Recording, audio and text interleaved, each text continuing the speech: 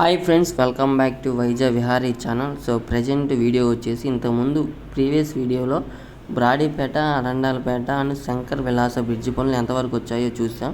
So ఇప్పుడు వచ్చేసి మనం బ్రాడీపేట, అరండాలపేటలో బ్రిడ్జి పనులు అయితే రీసెంట్గా స్టార్ట్ చేశారు. సో ఎంతవరకు వచ్చాయో వీడియోలో చూద్దాం. సో మీరు చూస్తుంది వచ్చేసి బ్రాడీపేట 4వ లైన్ వద్ద ప్రజెంట్ అయితే మనకి ఇలా బార్ గేట్లు అయితే ఏర్పాటు చేశారు. సో ట్రాఫిక్ కూడా చాలా ఇబ్బందిగా ఉంది బ్రిడ్జి వైపు నుంచి రావడానికి. సో బ్రిడ్జి వైపు నుంచి వచ్చేవాళ్ళు కొంచెం జాగ్రత్తగా చూసుకొని రండి. సో ఇవి కొత్తగా ఎవరైనా మన ఛానల్ చూస్తుంటే లైక్ చేయండి, షేర్ చేయండి, సబ్స్క్రైబ్ చేసుకుని మరిన్ని వీడియోస్ కోసం.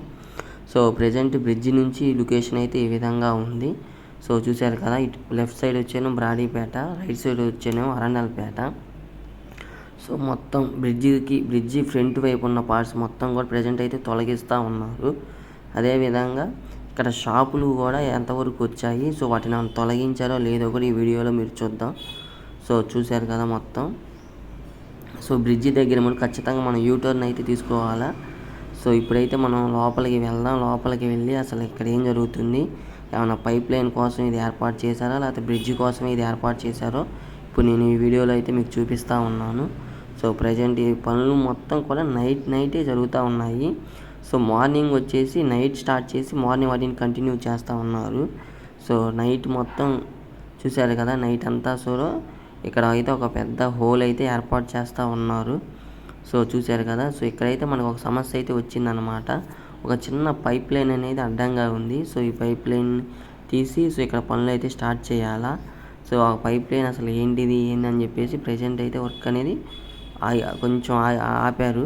సో దాని గురించి తెలుసుకొని సో ఆ పైప్ లైన్ ఇవన్నింటిని కూడా మార్చేసి సో ప్రజెంట్ అయితే ఇక్కడ నుంచి అయితే ఈ బ్రిడ్జి పనులు అయితే వన్ బై వన్ స్టార్ట్ చేసుకుంటూ వెళ్తూ ఉంటారు. సో ఎవరైనా మన వీడియో చూస్తున్నా కానీ సో రానున్న కాలంలో బ్రిడ్జి వైపు వచ్చేటప్పుడు ఒకసారి చూసుకొని రండి అండ్ జాగ్రత్తగా రండి. సో చూశారు కదా. సో ఇలాంటి మరిన్ని వీడియోస్ కోసం మన ఛానల్ని సబ్స్క్రైబ్ చేసుకోండి. సో పూర్తి వీడియో చూడండి. ప్రజెంట్ అయితే మనకి అటువైపు వచ్చేసి పెద్ద హోల్ ఏర్పాటు చేశారు, ఇటువైపు కూడా పెద్ద హోల్ ఏర్పాటు చేశారు.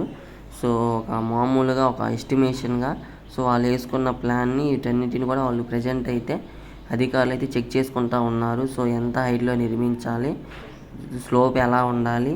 సో మొత్తం వచ్చేసి ఈ బ్రిడ్జి 1.2 కిలోమీటర్ల దూరంలో దాదాపు కొన్ని వందల కోట్ల రూపాయలతో నిర్మిస్తూ ఉన్నారు. అదేవిధంగా ఈ బ్రిడ్జ్ వచ్చేసి మనకి అక్కడ గ్రంథాలయం నుంచి ఇటువైపు పోలీస్ స్టేషన్ వరకు ఉంటుంది.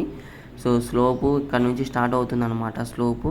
సో ఇక్కడ నుంచి బ్రిడ్జి కూడా స్టార్ట్ అవుతుందని చెప్పేసి ఈ హోల్ అనేది మెయిన్ మార్జిన్ అనమాట. ఈ హోల్ నుంచి ఈ యొక్క పోలీస్ స్టేషన్ దాకా స్లోప్ అనేది ఉంటుంది. అటువైపు వచ్చేసి మనకి గవర్నమెంట్ హాస్పిటల్ నుంచి సో ఆ యొక్క గ్రంథాలయం దగ్గర దాకా స్లోప్ అయితే ఏర్పాటు చేశారు. సో ఇది మొత్తం కూడా బ్రిడ్జ్ అనమాట.